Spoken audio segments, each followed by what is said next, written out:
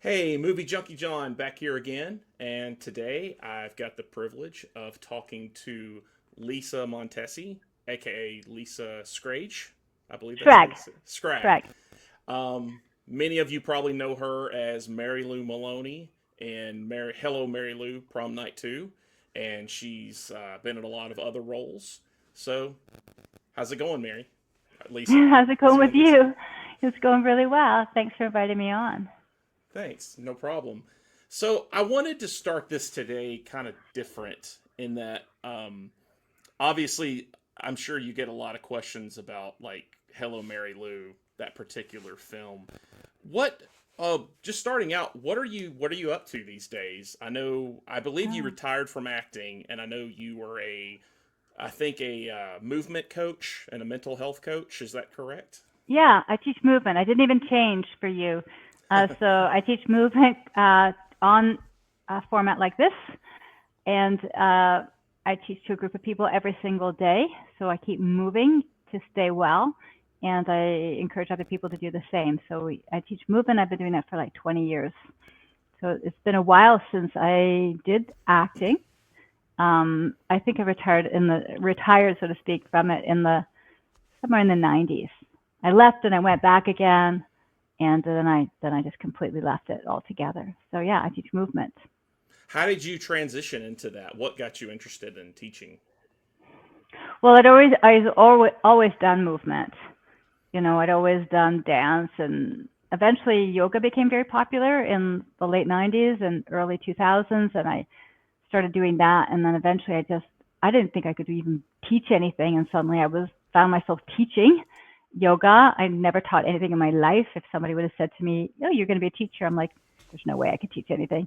And suddenly I liked it. I really liked it. I liked sharing that. I like inspiring people to do movement. A lot of my people are like my age, which is I'm over 60 now, and they stay really well through movement. So if I can encourage other people to stay well and be healthy, then I feel like I'm doing something really good for people, and keeping them away from the doctor, and keeping them upright when gravity's trying to pull you down. So I just find it a really positive experience. And then when I do it and I teach people, I feel way better myself. So it's a win-win kind of thing. So it's really fun to do. Oh, Yeah, well, I enjoy it. that's awesome. So, did you, when you were younger, were you into musical theater, dance, things like that? How did you get started? I'm assuming you were acting at a young age, probably in Yeah, theater. I was I was acting at a young age. Actually, I started doing commercials when I was about 12 when I started doing commercials. I got myself an agent and started taking myself to auditions. But I always did dance just as sort of aside. I'm terribly uncoordinated in terms of like I don't know my right from my left. So if everybody was going right, I was going left. So I could never really be a dancer, but I still think it's good to do that stuff even if you aren't the person going in the same direction. It's okay. It's still really good for you. I would never say I was a dancer. I could fake it, but it was just a part of the development of being an actor. I think if you're an actor, your body is your instrument. So you should learn how to be in your body and how to move. Most actors move pretty well. You'll notice they move well, and it's not by accident that they move well. Most actors train in some way in their body, whether it's martial arts or dance, or they're doing something, right? They're doing something to be embodied. Oh, great. So, was there anything when you started that journey, especially like into acting, was there anything that was perhaps like an influence on you?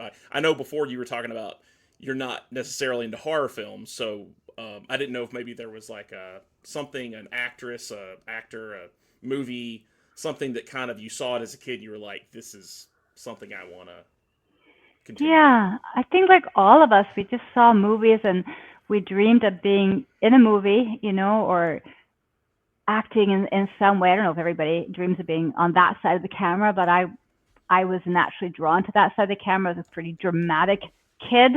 I'm a pretty emotionally and expressive person, as you can tell.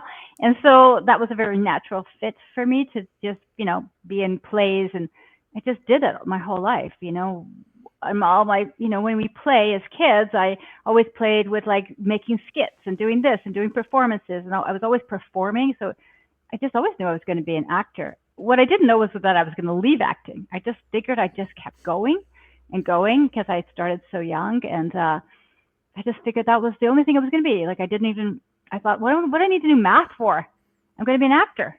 I don't need to do math, right? So I mean, I wasn't good at it anyway, but I just assumed that's what I would always be. I guess some people know when they're children, that's what you're going to be when you grow up. That's awesome. Yeah, I mean, Yeah. and I think the time period you got into it was such an interesting period for film and television. Were you always in the area of Canada when you started doing this, or did you move Yeah. to California at all?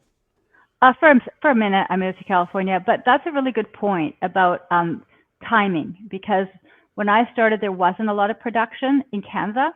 But by the time I got to be, my late teens, early 20s, there started to be more production, started to come our way. So essentially, it was just commercials, couple, very minimum film production. Suddenly, it was kind of American stuff would come up, American series would come up, and by the time it was the late 80s, there was much more opportunity for work. So I entered at just the right time. My timing was really good. So then I started doing like this movie was my first movie, the Mary Lou movie, and then it evolved into doing a lot of TV because there's a lot of TV happening, episodic TV in Canada in the late 80s, early 90s. Suddenly a flood of it. And it was a really good time to be in it. So it's a lot of timing, right? When you're in it, what's happening at that time. Life is like that. It's timing. Luck. It's really luck, right? Yeah, I noticed on your credits, I did notice that one of your early credits was a movie called The Amateur from Oh 1981. God, yeah. That looks like an interesting film. I've never seen it, but I was definitely going to dive into it. Yeah, I forgot about that. I did that when I was quite young. So I was probably just starting out, like I was 13, 14. And that film was I was thinking it was a big American movie. I think it was with John Savage. Mm-hmm. And I just had a small part. I was like a kid in the movie. So I don't remember my part. But that was like my first time on set in a big movie. I totally forgot about it until you said that. So thanks for for looking that up. I don't know if I've ever seen it either. But yeah, I guess that was my first taste of being on a big film set. And once you have a taste of that, it's pretty exciting to be in that environment. It's like, you're 14, 15 years old. I don't know what I was. I was young. And it's like all these people and all this stuff and people, putting your makeup and doing your clothes. And it's pretty fun. It's a great experience. So once you get that taste, you crave it. You want it again. Yeah, a lot of this stuff on IMDb, it's interesting. A lot of people, it's pretty accurate. Like you'll see these credits, and then sometimes I've learned that sometimes IMDb misses stuff. I've talked to people before. Okay, so if you, it's weird. I've been married to somebody on IMDb and Wikipedia that I have never met. Okay, there's somebody, Alex Carvis. Okay. And I've been trying to change it for years. If you see that I'm married to him, I've never met him. I don't know who he is. Poor man is on there that he has been my husband since a certain time. I don't know who he is. Wow. I've tried to change it, but he's not my husband, and I don't know who he is. So don't believe everything you read on those sites because they're not accurate. Okay. My age is wrong. I'm not as old as they say I am. I think it says I'm born in 59 or something. A lot of it is wrong, right? So don't believe those. All those sites because whoever is putting the information in doesn't have it right, and I have no idea how they connected me to that so-called husband I'm supposed to have. Wow, right? That's so strange. Isn't that weird? And we've tried to change it. I've written to them. I'm not married to that person. I've actually sent them my marriage certificate of who I'm actually married to. I've sent it in like this is the person I've been married to for nearly 40 years, and they don't change it, right? Yeah, sometimes those things are hard to change, especially like Wikipedia. I did notice, like, under your IMDb page, I saw one thing that was like a Max someone edited, which That's is my son. Oh, it was? Okay. It. I asked him because he's more savvy than me. Max Montesi. He's an actor. You can look him up. He's got a longer IMDb than I do. He's got a lot more credits than I have. Max Montesi. Mm-hmm. He's been in lots of stuff. He's a really, really good actor, says his mother, but he's really good. He's actually phenomenal. But he changed it for me because, he is more savvy on those things than I am. So, and that, I don't know what happened if it, so that, I think it changed back. Eventually it went back. So one of them is right, one of them is wrong. I can't remember if it's IMDb or Wikipedia, but they're not the same. Okay. Interesting. I have to look at that. Yeah, I did see the thing about the wrong husband, and I saw that, and I Alex. didn't know that till you said that, and I'm like, that's No, wow. don't know him. Never met him. Don't.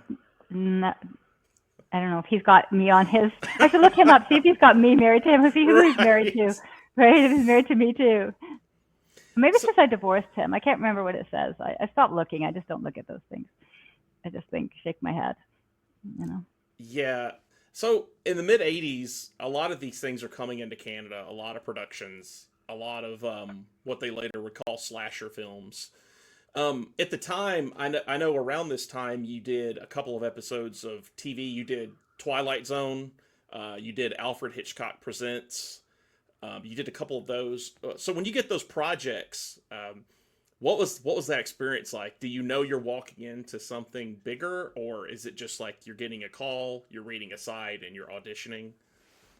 Yeah. So yeah, I did audition for all of those parts, and I quite appreciate the audition process because it's like you won the part, you deserved it, you read for it, and they chose you. And so I like auditioning. I used to like auditioning at least, and learning the sides, and in those, that was Alfred Hitchcock, which was return of a series that had already been made. Mm-hmm. It was a return when it was a Twilight Zone. So these had already been established series. So they had a lot of cachet, right? Those series, and then they would, because of that, they would get some name person. Mm-hmm. So I think the Alfred Hitchcock, which was with Michelle Phillips from the Mamas and Papas. She was the lead in that one, and I was, again, another bad guy, bad girl, another female. I don't know. I got cast a lot as that kind of role. And then the one I did for the Twilight Zone, I did with Bud Cort, and I was a huge fan of Harold and Maude. I don't know if you remember that movie, Harold and Maude. Oh yeah, it's great. My favorite movie. I loved it. They were chasing like funerals. It was with Ruth Gordon, and I thought it was I had the music of Cat Stevens. I love that movie, so having that opportunity to work with Bud Cort was pretty cool for me. And it was a really good role, that role of Candy. I do remember auditioning for it. I guess he was sort of kind of a bad guy too, right? So yeah, I've always been kind of conniving and in all my roles, I guess, which is great because I don't really want to play a victim. A lot of female roles where the victim, I never seem to play the victim. I always seem to be the perpetrator of nasty things happening. So, yeah, those are good roles. I'm grateful to have done them. Yeah, Bud Cort, actually, it's kind of interesting. He also did some horror stuff. He was in a pilot for Bates Motel, which it was originally going to be a Psycho show. It was just kind of like a pilot. I think it was on maybe Showtime. Right. So there's definitely that tie in there. As far as, so when you are approached for, well, it's called Hello, Mary Lou, Prom Night II, but I believe the original name was The Haunting of Hamilton High. Is that correct? Mm-hmm. Yes, that was the name of the movie. How does that process start? What's your memories of that, just getting into it? Same thing, auditions. It all starts with just getting a call from your agent. You have an audition. Mm-hmm. Back then, I don't remember how we got the sides. They send you the sides. I guess we pick them up. Yeah. At the agent's office back before they even had fax machines. Okay, before fax, we would have to physically go and get that. I don't remember how we did it. We got the material, you memorized the material, and then you went and you took yourself, which you don't even have to do anymore. Now everything's this way. But you met people in person before even they didn't even have cameras in the room, likely, right? Before even like VHS, right? There, I think you just audition in person. People would sit there behind a table. You would present your audition. Then they would discuss her. You leave the room. You'd be like, oh, I think I did really well on that. I can feel it. And then you just wait by the phone. No cell phone. You just wait. You just stand by the phone and hope that you get a call. And I think I always knew. Like I was pretty, like I said, I liked auditioning. I liked that process. Maybe it's that sort of competitiveness with yourself and winning them over. And I think I was new. I was like, I nailed that. You know, you kind of know if you do a good job. Not that you're necessarily going to get chosen. Maybe they want a blonde Mary Lou. They don't want a dark-haired Mary Lou. Who knows what they chose? But you know when you feel like you did a good job. All you can do is the best you can do, right? So, and then you go on to the next one. And so the Mary Lou was the same thing as everything else. You just audition. Bruce was in the room. Bruce Pittman, the director, was in the room. And I saw him a few years ago in Toronto at a convention, and we did a panel together. And he said, I didn't know because I'd never really seen him since the movie. And he said he knew, like he knew immediately that I was the right Mary Lou. So they know. They seem to, and they all agree. If they agree, then you get a call. If you don't get the call, you just move on to the next one, right? So that's how it goes. So do you know, as you're getting into this and you're auditioning and you eventually get the part, are you aware of the genre and like the idea of what this is going to be? Do you know what you're stepping into, or is it more just like it's a part, this is your character? Like I don't know, I didn't know like how much you knew about like the genre at that time, or how easy it was to jump into that, because it's quite a unique film, and obviously you have a lot of makeup effects, things like that. Yeah, but I think it's all in the script. I think if the material's good and the writing is good. I had I think the writing's quite clever. You know, she has a lot of snappy lines, and I think you have a feel for the material.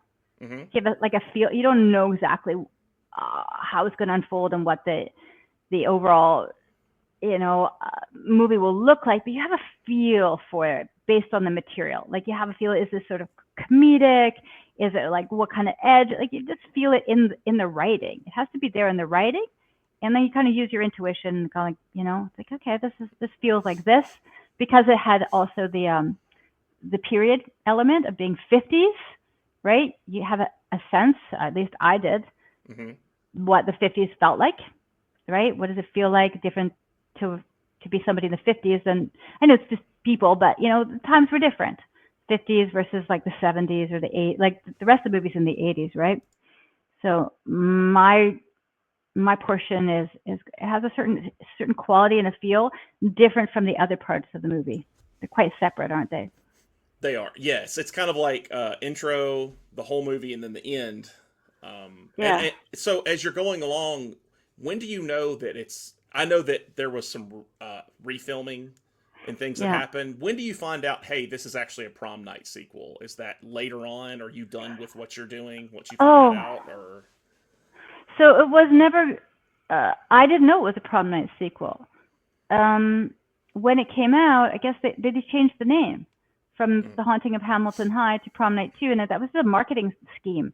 It was all about marketing the movie because they own the rights. The same production company owned the rights to Prom Night 1. So the two movies have nothing to do with each other, which right. has been, people have come and talked to me all the time and tell me, they don't seem to have anything to, no, they don't. It's just marketing, because they were riding on the success of Prom Night 1. They thought, okay, we'll sell this as Prom Night 2 because people will be more familiar with it. They'll come and see it rather than just selling it as The Haunting of Hamilton High, which I think now would have been pretty cool. They should probably change it back to that. It's kind of cool, catchy name. I think it's a little cooler than a sequel, right? 2, 3, 4. I think it holds its own better as a independent kind of movie like that. No, I agree. I think that happens a lot. That happened with Halloween 3. Yeah, It was Season of the Witch, and unfortunately it got compared to the others. right. I do think the movie does hold up. I like the movie. I like your performance. I think it's one of those things that a lot of people in my age, I'm pretty much a millennial, older millennial. I was born in 84. So a lot Okay. of people in my age group vividly remember going to the video store and seeing this tape. That's just like etched in my memory. So it lives on. I mean, it's kind of interesting how these things happen as an actor or an actress, because you do a part, you move on. But I'm sure a lot of these times you don't realize these things just live on, and this one You definitely don't. lived on. Yeah, I had no idea until I started getting invited to the conventions, or I think at first I got invited to podcasts. Mm-hmm. So during the pandemic, I got invited to several podcasts, and I realized that the movie had a following. And then I went physically to conventions, And then all these people came and said they really liked the movie, blah, blah, blah. They've seen it, like you. They've seen it in the video store. They've seen this life-size cutout of Mary Lou. They remembered it. I mean, you were like 3 when the movie came out, but other people were like 13, 14. They saw it was their first horror movie they saw, and it had made an impact. And for some reason, this one, because there's several, right? This particular Mary Lou stuck with people. They like her.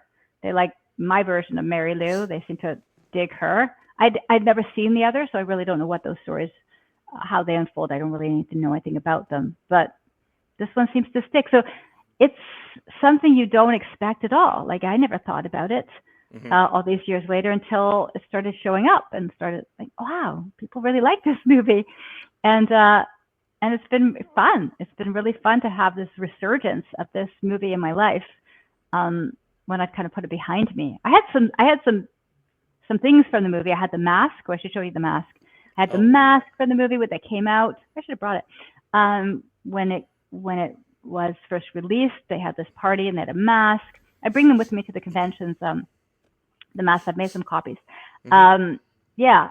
So I didn't know. Like you said, I didn't know, and I don't think any of us know what's going to live on. Like, we really don't know how the future will be with certain movies, and then suddenly, boom, that movie, people still like it, right? Yeah, they live on forever. Are you at all working on the? I know that they just announced like a week ago that this movie is getting a 4K. Well, it's getting a re-release through a production company. It's Red Shirt Pictures and Synapse. I don't know how involved you are. I don't know if you can talk about it. I just want. No, I don't know anything. Okay, I know much less than you. I know really? much less. I know nothing. Nobody's ever reached out to me. I never made a residual. I think I made like $15,000 maybe at the time. Maybe I made less, you know, and that was it. Nobody called me ever again. Nobody invited me to the sequels.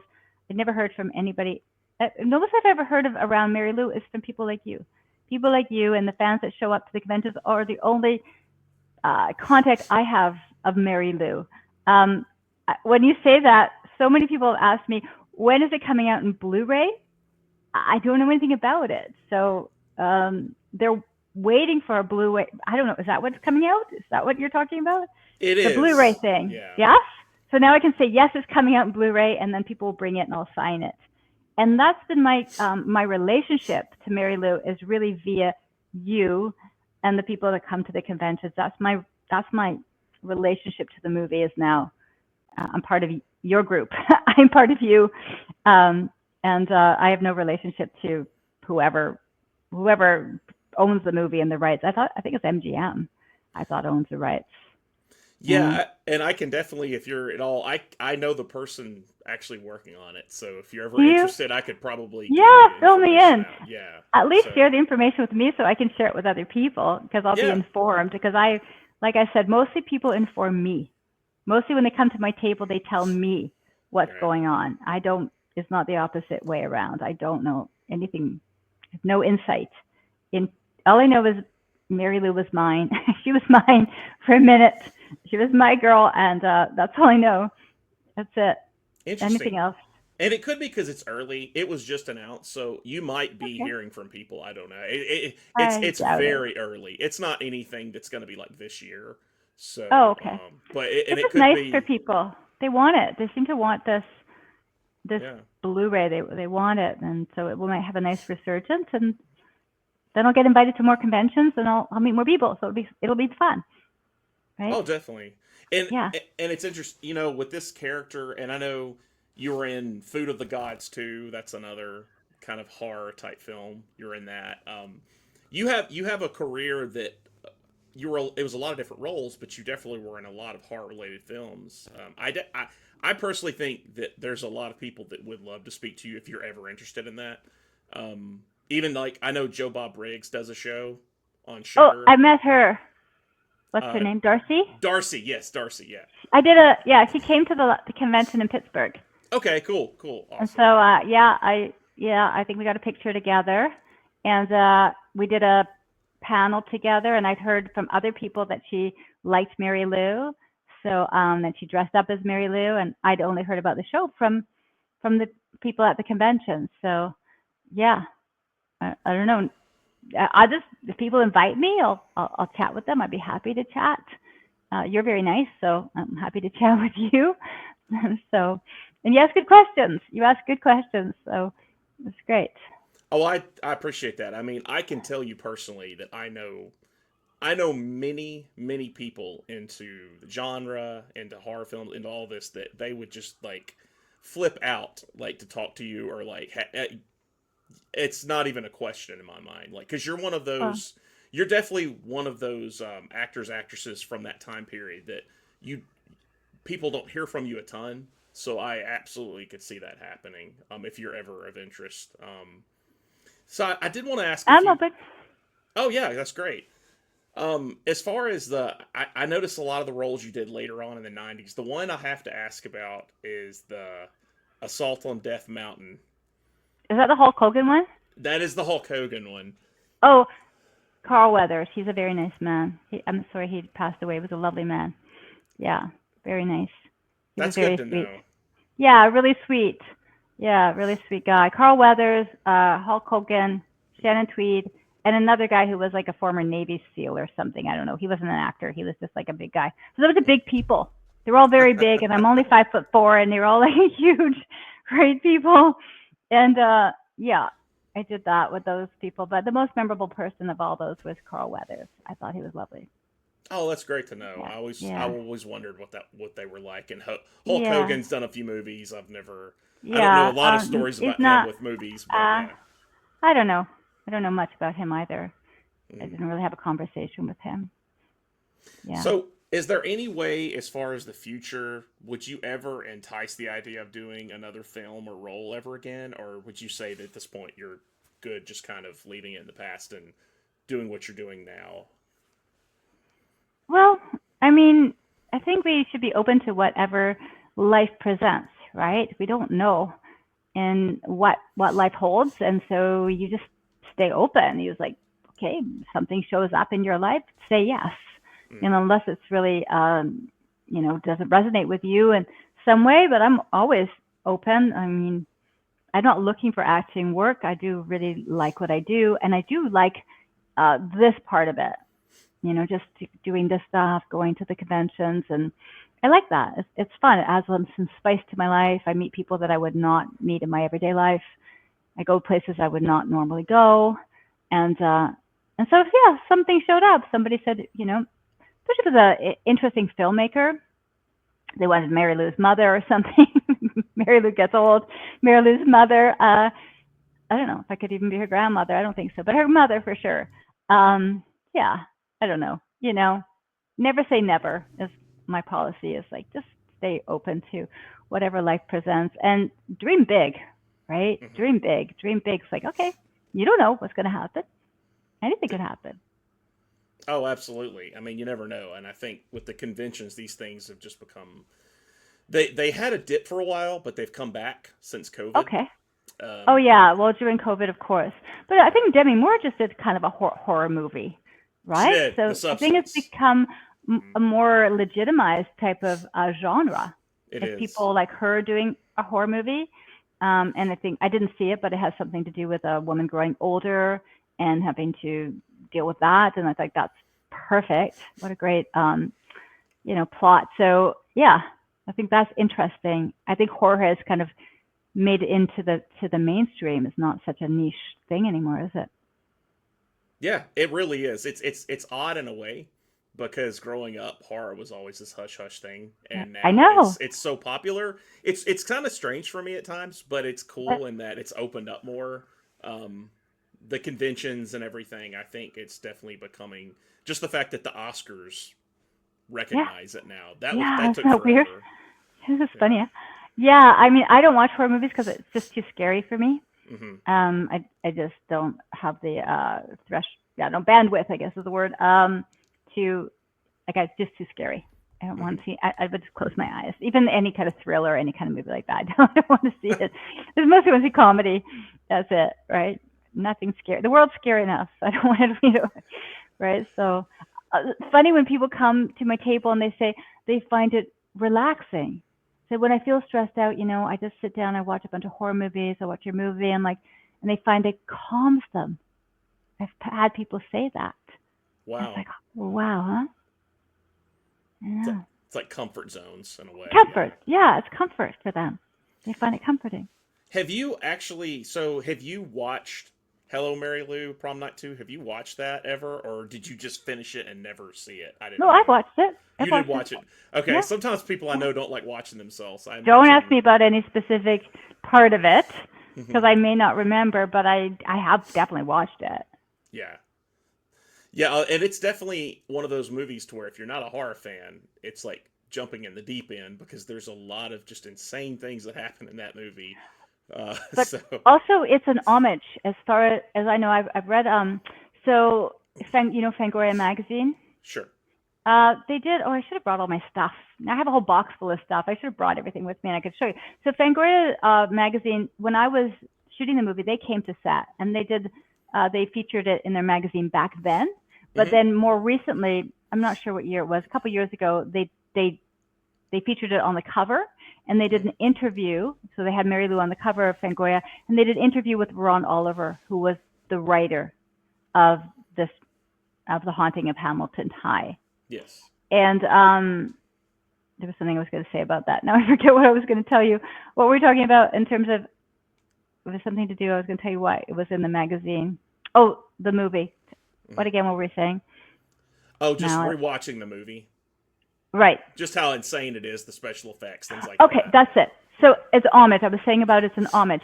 So what I learned from reading that article, because I'm not a horror expert, is that there's parts of so many horror movies that up until that time that are in Hello Mary Lou Prom Night 2. So someone like you probably recognize other movies like Carrie or other movies that came before Hello Mary Lou that are kind of spoofed in that movie, right? They're somehow in this movie, written into the script. Yeah, there's definitely a lot of that. And I don't know if you've ever noticed this, but there's definitely something to I've noticed in this time period in the 80s. 80s movies filmed in Canada, especially in the horror genre, they're all great, every one of them. Are they? I don't know if it's just the crew or there's something about films. Every time I see a film and from the 80s and it's filmed in Canada, I always like it. And it's usually like this movie, the audio, the person who did the score is Paul Zaza. He worked Yes. on Prom Night, he worked on Curtains, and He the worked on writer. every movie in Canada. Every movie at the time, he did the score for everything. He was the Yeah, guy. yeah. Yeah, So it's a good score. Yeah. it's just it's interesting how in the 80s like there's so the quality's always there with Canada and sometimes in the US like you kind of had hits or misses. And maybe it's just coincidence, but it does seem like the crews were always really great I on don't those think it's films. coincidence. I think what happens is that we didn't have as much work, right? So there's a lot of filmmakers in Canada, really good filmmakers, but we didn't we're not LA. We didn't have that kind of work opportunity. So you got really skilled filmmakers who done all kinds of other movies. Bruce Pittman had never done a horror movie, but he was a very skilled filmmaker in his own right. He's been nominated for an Oscar.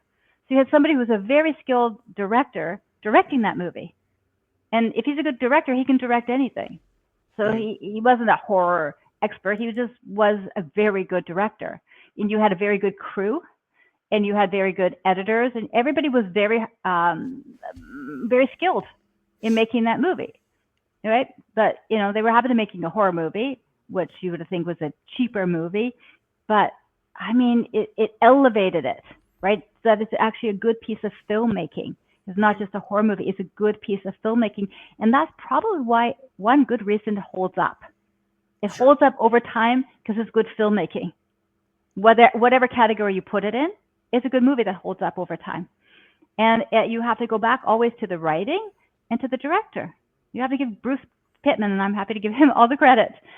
It's right. They didn't have him. They let him go, and they changed the ending, and somebody else directed the ending. But essentially, most of the movie is directed by Bruce, and he's a very good director. So I would say what you're seeing is good quality work based on somebody who knows what they're doing.